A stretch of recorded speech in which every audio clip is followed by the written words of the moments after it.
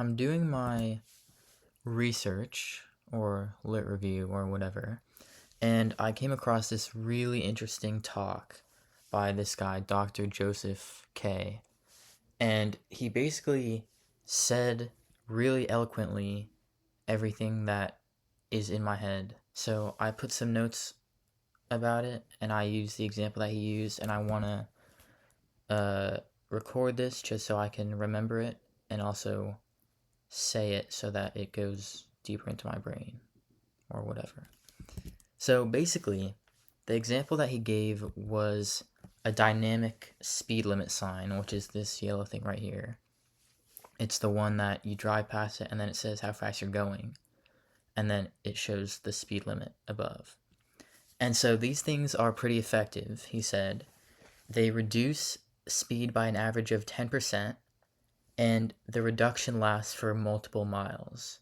And that's based on this whole talk, I think, or some of it is based on this article. So I want to make sure I have this too, because that's a cool article.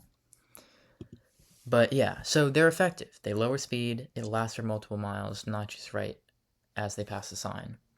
But if you think about it, that sign doesn't give any new information because people already know what the speed limit is. It says it on a sign like every 100 feet or whatever. And people also know how fast they're going because they have it right there on their dashboard. So this sign is not giving any new information, and yet it's still effective. So why is that? Well, it has to do with this three-step chain. The first step is that the driver is confronted with the information, which prompts them to reflect on the consequences, which then prompts behavior change. So using the example, they're confronted with information. The speed is compared to the speed limit right in front of them. They can reflect on the consequences as a result of being confronted with that information. So in this case, the consequences are a ticket or a potential accident. And that prompts the behavior change of slowing down. And like I said already, they don't just slow down as they pass the sign, they slow down for many miles after the sign. And so, without the confrontation, the chain never starts and behavior change does not occur. So, the reason why I found this example really fascinating is because the app that I'm trying to make would work in the exact same way. If you record your actions, you're the one who did those actions, so it's not any new information. It's just a different way to display the information that is more of a confrontation, and that will start this three-step chain, which ends in behavior change, in a way that just knowing you did something doesn't start that three-step chain. So that was one idea I really liked from this talk. And the other one that he brought up, which I also thought was really relevant, was the fact that we want to be seen in a good way, which sounds really obvious, but that's relevant for two reasons. Firstly is the sentinel effect. And this is a note to my future self. If you want to search this, you have to write sentinel effect in psychology, because there's some other sentinel effect that's not the same. But basically, if you feel like someone is watching you, you will act better. Simple as that. So the reason why that's important for my app is because a backlog of your actions is similar to an external source watching you. And so based on this idea, it should lead to better actions. And so second reason why this is relevant is because of the self-enhancement bias, which is basically we want to see ourselves in a good way, so we are biased in the way that we think of ourselves, leaning towards thinking of ourselves in a better light than we actually are.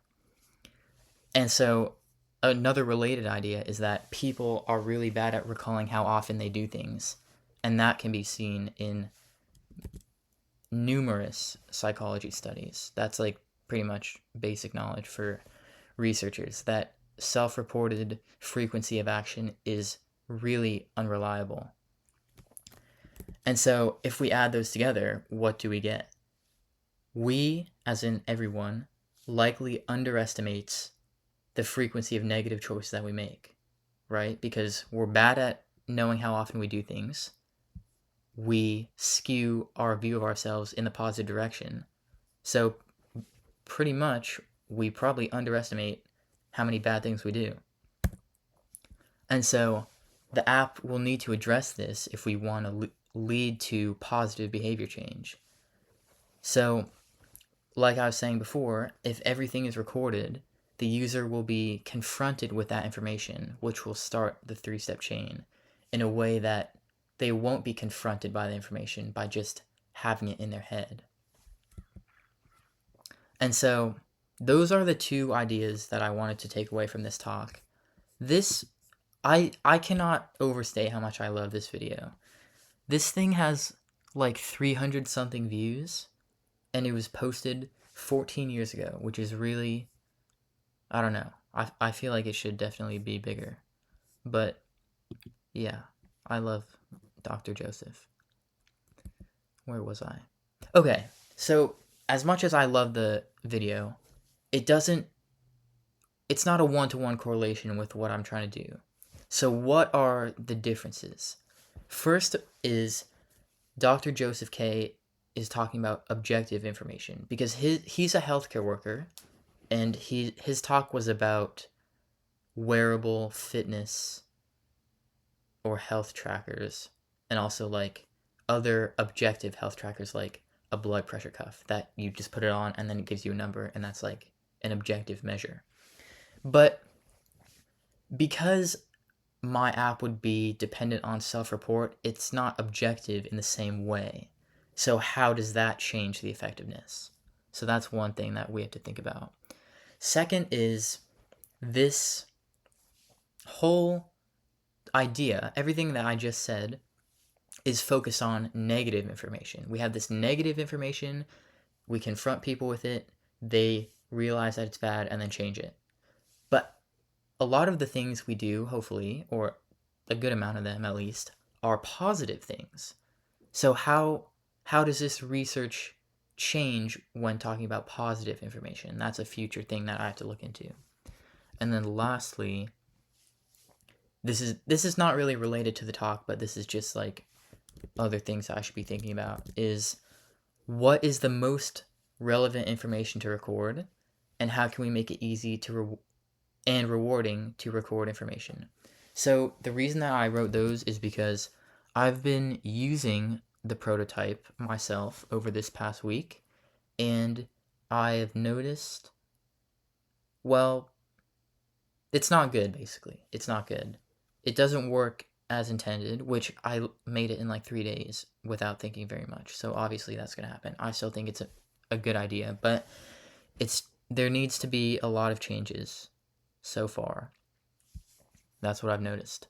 And so these are the two main things. It's what is the most relevant information to record? The reason I'm asking that is because I don't think every single thing is possible, even though, like, if you had a log of every single thing you did, that would be really good.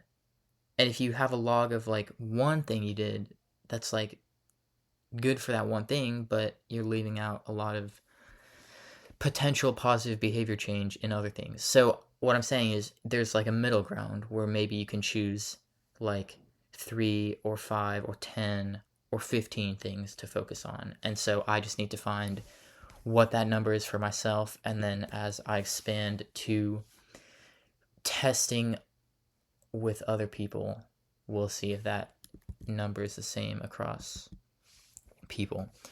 And then how can we make it easy and rewarding to record information? That's kind of just a general, like, if you're gonna be, like, what's the motivation to log what you're doing?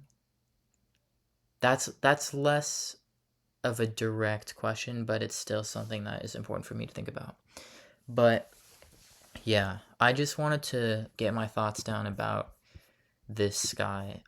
Dude, this guy is just a great guy. I hope he's doing well. Yeah, that's pretty much it. I think next update